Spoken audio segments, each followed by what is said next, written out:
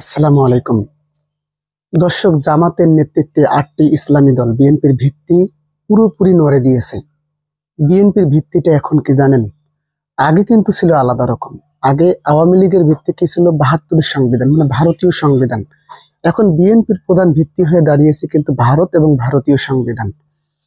এই জন্য কিন্তু এখন জামাতের যে নেতৃত্বে ৮টা ইসলামী দল কিন্তু চাচ্ছে যে কঠোর হুঁশিয়ারি দিয়েছেন বিএনপি এবং সরকারকেও কিন্তু, যে দ্রুত যেন জাতীয় নির্বাচনের আগে গণভোট অনুষ্ঠান করে।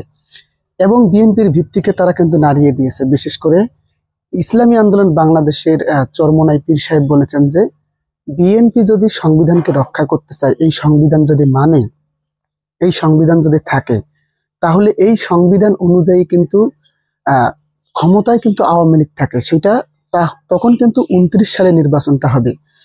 বেশ মাসখানেক আগে কিন্তু আমি বলেছিলাম যে আসলে ডক্টর ইউনূস যে ক্ষমতায় বসেছে, এতদিন যে ক্ষমতায় আছে, এটা কিন্তু ডক্টর ইউনূস কোনো সংবিধানের উপর ভিত্তি করে ক্ষমতায় নেই, শুধুমাত্র জুলাইয়ের উপর ভিত্তি করে কিন্তু ক্ষমতায় আছে। তো বিএনপি সেই জুলাইয়ের সনদকে আইনি ভিত্তি দিতে চায় না। তাহলে যদি আইনি ভিত্তি দিতে না চায় জুলাই সনদকে, তাহলে নির্বাচনটা আপনি কোন আইনে করবেন? দেখেন, বাংলাদেশের সংবিধান এখন কিন্তু নাই।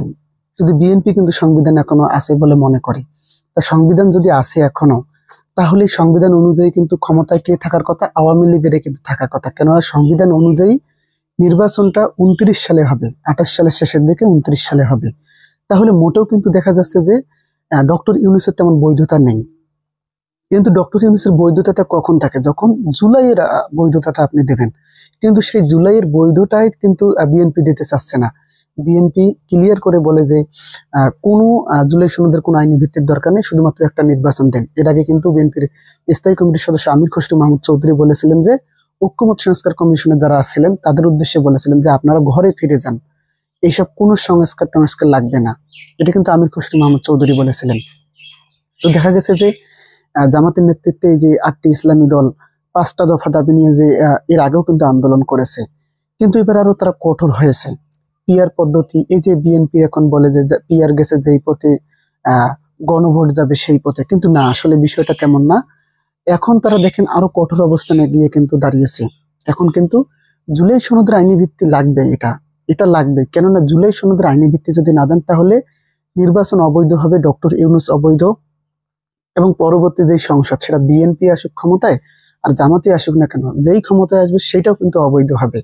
কেননা সংবিধান কিন্তু শুধুমাত্র এখন বিএনপি মানতেছে, বিএনপি এবং বামরা। আর এটা কে চায়? এটা কিন্তু চায় ভারত, আওয়ামী লীগ।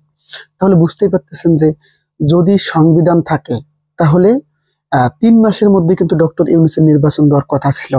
ডক্টর ইউনূসকে যদিও তত্ত্বাবধায়ক সরকারি বানান না কেন, যেই সরকারি বানান না কেন, কিন্তু যেহেতু এতদিন সরকার ক্ষমতায় ছিল আর ডক্টর ইউনূসের কোনো বৈধতাও কিন্তু নেই, সংবিধান অনুযায়ী নেই, আমরা বলতেছি। কিন্তু জুলাই যেহেতু আমরা মানি, আমরা বিশ্বাস করি, তাই আমরা জানি যে ডক্টর ইউনূস জুলাইয়ের ভিত্তিতেই কিন্তু ক্ষমতায় আছে। এখন যদি জুলাইয়ের আইনি ভিত্তিটাই না দেন, তাহলে আপনি কিভাবে এই যে নির্বাচনটা ফেব্রুয়ারি মাসে চাচ্ছেন? নির্বাচন তাহলে ২৯ সালে হওয়া উচিত। বিষয়টা বিএনপি অবশ্যই বোঝে, অবশ্যই জানে, কিন্তু তারপরেও তারা এই যে আমাদের নায়েবে আমির ডক্টর আব্দুল্লাহ মোহাম্মদ তাহের যেমনটা বলেছেন, তারা আসলে স্বৈরাচারী হতে চায়। যেমনটা তারা সংস্কার চায়নি, আমির খসরু মাহমুদ চৌধুরী এইভাবে কিন্তু বলেছেন। ঐক্যমত্য সংস্কার কমিশনের সদস্যদেরকে বাড়ি ফিরে যেতে বলেছিলেন, ঘরে ফিরে যেতে বলেছিলেন। যেমন মেজর হাফিজ উদ্দিন বলেছেন, আমাদের কোনো জুলাই সনদের কোনো আইনি ভিত্তির প্রয়োজন নেই, শুধু একটা নির্বাচন দেন। জুলাই সনদের আইনি ভিত্তির প্রয়োজন নেই, তাহলে নির্বাচনটা বৈধ হয় কিভাবে? সংবিধানে তো আসলে বিষয়টা নেই, এটা তো বুঝতে হবে নাকি? যদি সংবিধান মানেন, তাহলে এখন নির্বাচন সম্ভব নয় এবং ক্ষমতায় আওয়ামী লীগকে আবারও মানতে হবে। আর যদি সংবিধান, তো অনেকেই তো জানে, বিএনপিও অনেকবারই বলেছে ৫ আগস্টের পরে যে শেখ হাসিনা স্বৈরাচার জুলুম করেছে, এই যে এই সংবিধান ছিল ভারতের। কিন্তু এখন কিন্তু তারা বলে না, এখন তারা ৭২ সংবিধানকে রক্ষা করার জন্য উঠে পড়ে লেগেছে। এমনকি তারা জামাতের বিরুদ্ধে বলে, জামাত নাকি ৭২ সংবিধান ধ্বংস করে দিতে চায়, মুছে দিতে চায়। অবশ্যই ৭২ সংবিধান তো মুছে দিতেই হবে। সংবিধান মুছে দেওয়া বলতে এখানে নতুন করে জুলাই সনদের আইনি ভিত্তিতে সংবিধানের প্রয়োগ অবশ্যই করতে হবে। সংবিধান এখন নাই, মুছে গেছে এটা। আপনি যখন আবারও সংবিধান কার্যকর করবেন, তখন ওটা আবার পুনরায় চালু হবে, কিন্তু এখন কোনো সংবিধান নাই, এটা আপনাকে মানতে হবে। তো দেখা যাচ্ছে যে বাংলাদেশ জামাত ইসলামের এই যে বিএনপির উপর একটা চাপ, এই যে বলা হচ্ছে যে ডক্টর আসিফ নজরুলের নেতৃত্বে কিন্তু ডক্টর মোহাম্মদ ইউনূস এবং বিএনপির একটা গোপন সমঝোতা হয়েছে। সমঝোতা কিন্তু হয়েছে, এটা মানতে হবে। কেননা বিএনপি যেসব বিষয়ে নোট অফ ডিসেন্ট দিয়েছে, আপত্তি জানিয়েছে, এই যে আমরা শুনছিলাম যে ডক্টর ইউনূস নাকি সেগুলো মেনে নেবে। বিশেষ করে যে আরপিও সংশোধনীতে যেমনটা দেখেন আওয়ামী লীগ সরকার ক্ষমতায় কিভাবে ছিল, দেখেন এমনিতে এমনি একা একা কেউ কিন্তু স্বৈরাচার হতে পারে না। আওয়ামী লীগের নেতৃত্বে যে 14টা রাজনৈতিক দল ছিল, তারা কিন্তু আওয়ামী লীগকে সাপোর্ট করেছে, কিন্তু তাদের প্রতীক নিয়ে নির্বাচন করেছে। তাদের কিন্তু কোনো অস্তিত্ব নেই, তারা আওয়ামী লীগের নৌকা প্রতীক নিয়ে কিন্তু নির্বাচন করেছে। এই আরপিও সংশোধনীতে এখন কিন্তু বলা হয়েছে যে নিজ দলের প্রতীকে নির্বাচন করতে হবে, যতই আপনি বিএনপির সঙ্গে জোট করেন আর জামাতের সঙ্গে জোট করেন না কেন। কিন্তু বিএনপি এটা সংশোধনের জন্য কিন্তু আসিফ নজরুলকে চিঠি দিয়েছে এবং নির্বাচন কমিশনকেও চিঠি দিয়েছে। তার মানে রেজাল্টটা কি দাঁড়াচ্ছে, বিএনপির নেতৃত্বে যে এখন 12 দলীয় জোট আছে সম্ভবত, এবং আরো বেশি জোট করার একটা সম্ভাবনা তারা চেষ্টা করতেছে। তারাও কিন্তু ঠিক সেভাবেই এইরকম এইভাবে পুতুল দল বানিয়ে কিন্তু তারাও কিন্তু ক্ষমতায় থাকার একটা প্ল্যান করতেছে। যেমনটা আওয়ামী লীগ 14 দলের নেতৃত্বে 14 দলকে ব্যবহার করে পুতুলের মতো, ওদের কোনো রাজনৈতিক কর্মকাণ্ড নেই। এভাবে যেমন আওয়ামী লীগ ক্ষমতায় ছিল, ঠিক তেমনও কিন্তু বিএনপি ক্ষমতায় থাকতে চায়। এই জন্যই কিন্তু আরপিও তারা সংশোধন চায়। সংশোধনী চেয়ে আবারও ইসির কাছে, ডক্টর ইউনূসের কাছে, এই যে আসিফ নজরুলের কাছে কিন্তু চিঠি দিয়েছে। এবং শোনা যাচ্ছে যে এটা নাকি ডক্টর ইউনূস বলেন বা এই অন্তর্বর্তীকালীন সরকার নির্বাচন কমিশন এটা নাকি মেনে নেবে। আর যেটা বোঝা যাচ্ছে যে এখানে ডক্টর আসিফ নজরুল সরাসরি বিএনপির সঙ্গে এবং ডক্টর ইউনূসের এদের মধ্যে সমঝোতা করে দিয়েছে। ডক্টর আসিফ নজরুলের জন্য কিন্তু এই সমস্যাটা ডক্টর ইউনূস এবং বিএনপি সমঝোতা হয়ে গেছে। বিএনপি এখন ডক্টর ইউনূস এখন বিএনপির দিকে ঝুঁকে গেছে। তো এখানেও কিন্তু কঠোর হুঁশিয়ারি দিয়েছে বাংলাদেশ জামাতে ইসলামী সহ 8টি সমমনা ইসলামী দল।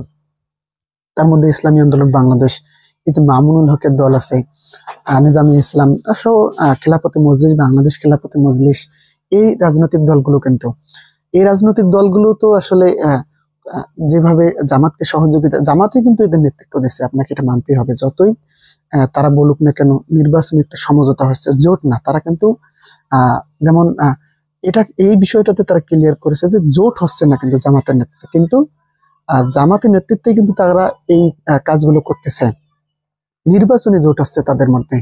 তো সুতরাং দেখা যাচ্ছে যে ডক্টর ইউনূসকে কিন্তু স্মারকলিপি দেওয়া হবে, যাতে গণভোটটা জাতীয় নির্বাচনের আগেই করা হয়, নভেম্বরেই করা হয়। এবং পিয়ার পদ্ধতির দাবি অত সহজে কিন্তু বাংলাদেশ জামাত ইসলামী ছেড়ে দেবে না। কেননা জামাতে পিয়ার পদ্ধতি উভয় কক্ষে দাবি করার কারণেই একটা কৌশল। এই কৌশলটা হইতেছে হয় নিম্ন কক্ষে পিয়ার হবে না, কিন্তু উচ্চ কক্ষে ঠিকই হবে। এইটাই ভেবেই কিন্তু জামাত 2 কক্ষে পিয়ার দাবি করেছে। সুতরাং দেখা যাচ্ছে যে এই যে বিএনপিতে ভিত্তি 72 সংবিধান, ভারতীয় সংবিধান, যেটা এতদিন আওয়ামী লীগ রক্ষা করেছে, এখন বিএনপি এসে রক্ষা করতেছে ভারতের সংবিধান। সেই জুলাই সনদের আইনি ভিত্তি তারা দিতে চায় না, অথচ তারা ফেব্রুয়ারি মাসে নির্বাচন চায়। জুলাইয়ের উপর ভিত্তি করে ডক্টর ইউনূস ক্ষমতায় আছে, এটা তারা ভালো করেই জানে, কিন্তু জুলাই সনদের আইনি ভিত্তি তারা দিতে চায় না। দেখা যাচ্ছে যে তারা সরকারকে হুমকি দেয় যে আমরা যদি মাঠে নামি চন্দ্র রায়, যে সরকার নাকি টিকতেই পারবে না, এই পারবে না, সেই পারবে না।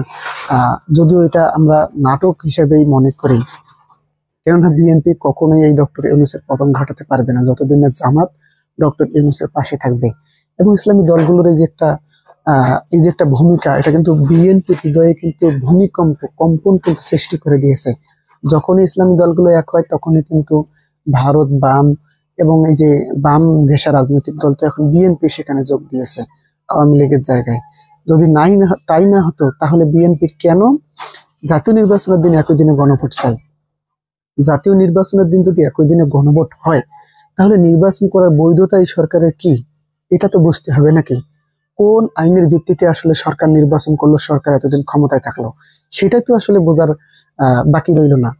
যদি সরকার আইনি ভিত্তি দেয় জুলাই সনদের, তাহলে বোঝা যাবে না সরকার জুলাই সনদের আইনি ভিত্তি দিয়েছে, জুলাইয়ের উপর ভিত্তি করে নির্বাচন দিয়েছে, এতদিন ক্ষমতায় ছিল। কিন্তু কোন বলে সরকার সংবিধানের বাইরে, সংবিধানে তো অন্তর্বর্তীকালীন সরকার এতদিন ক্ষমতায় আছে, এই ডক্টর ইউনূস তো নেই, তাহলে কোন বলে তারা ফেব্রুয়ারি মাসে নির্বাচন দেবে? একই দিনে কোন বলে তারা জাতীয় নির্বাচন এবং গণভোট দেবে?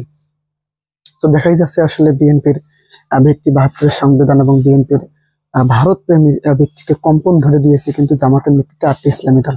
তো দর্শক, আসলেই জামাতের নেতৃত্বে এই ইসলামী দলগুলো কি আসলে ডক্টর ইউনূস এবং বিএনপি কে ধমকিয়ে তাদের যে প্রস্তাব সেগুলো কি বাস্তবায়ন করতে পারবে? আপনি কি মনে করেন? অবশ্যই অবশ্যই আপনাদের মন্তব্যটি কমেন্ট করে জানাবেন। ধন্যবাদ। আসসালামু আলাইকুম।